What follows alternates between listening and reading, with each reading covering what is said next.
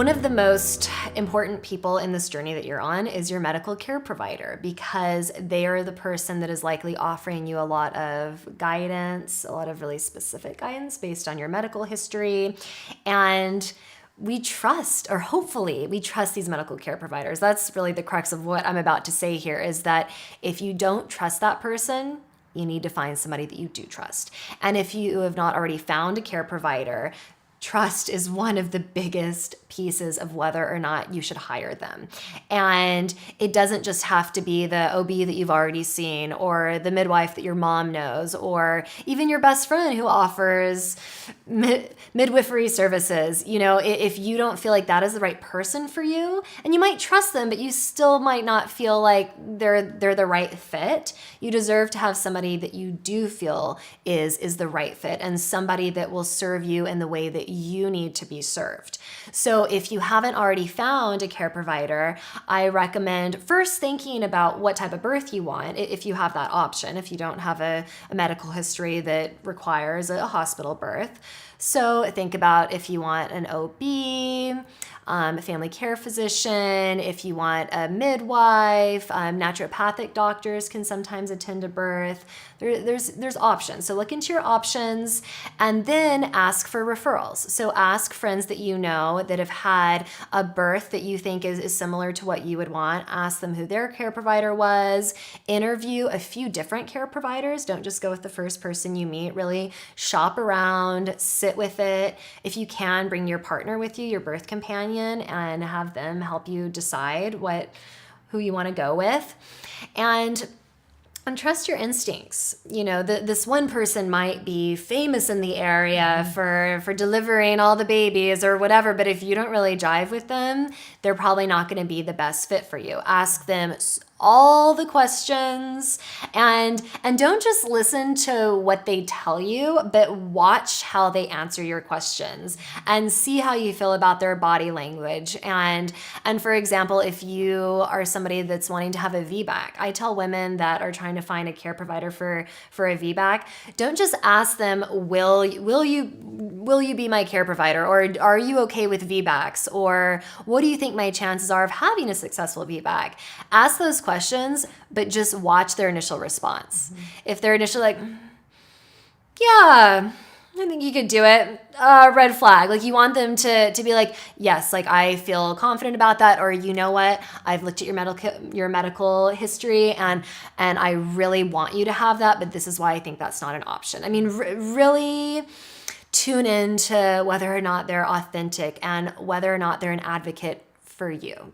And if you do select a care provider, but at some point during your care a red flag comes up, or you just start to just feel off with them, or maybe something shifts in your birth and they're not willing to support you in the way you want to be supported with that, you can absolutely change. And Tara, in a moment, she's going to talk about a personal experience with that. And the last thing I want to tell you about your care provider is they should be a wealth of knowledge for you.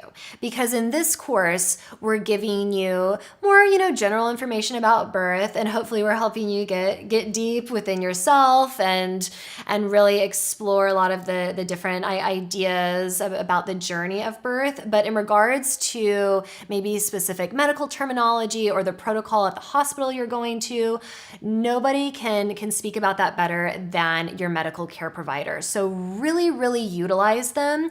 And before your prenatal appointments, write down any questions that come up. Who cares if they have to sit with you for 2 hours, as long as you feel informed and as long as you feel like you can trust that, number one, they know what they're talking about and that they're giving you all the pertinent information. So really utilize all of that knowledge and expertise. Each birth is different, and my experience with it was that the first time I gave birth, I did really need to have a midwife who had attended, oh my gosh, thousands and thousands and thousands of births. She had been doing it. She was like about to retire, actually, when I was her patient, and I really trusted her because she had so much experience. And she was really there for me during that pregnancy. I didn't know what to expect. I was, had never done it before. And her expertise and her long-term experience really made me feel supported. And I wanted to be at a birth center. I didn't want to do a home birth. I didn't feel ready for that. And so that situation was really the right situation for me the first time around. The second time around, I just by default went back to her. She was wonderful. She was actually in the process of retiring the second time that I went back to her, and somebody was taking over. So there was a little bit of uncertainty around who was going to be at my birth.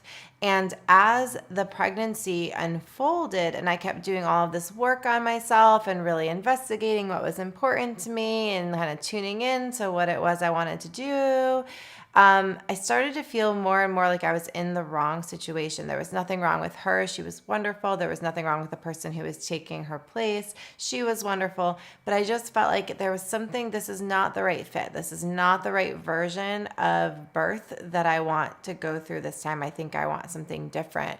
And I had been studying the Bradley method for a little while at that point.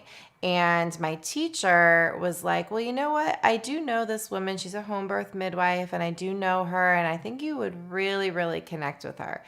So I took that referral and I went and spoke to this woman. And the connection I felt with her, her name was Umayma, and she was amazing.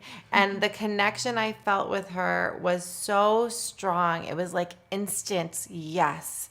And I was 37 weeks pregnant when this happened. So it was a little late in my pregnancy to me making a switch. And you know what? I did it because it was the right thing for me. What I wanted in the second birth was so different than what I wanted and needed in the first birth. So I went with it. And I'm so glad I did. She knew what I needed. She was answering the right questions for me. She had the knowledge that I needed, and she had the ability to hold the space for me that I felt was really important for that birth experience. So really tune into what it is that you want for your birth experience and what kind of support you need, and make sure you're getting that when you're talking to your care provider. Make sure you're feeling like that is actually being fed.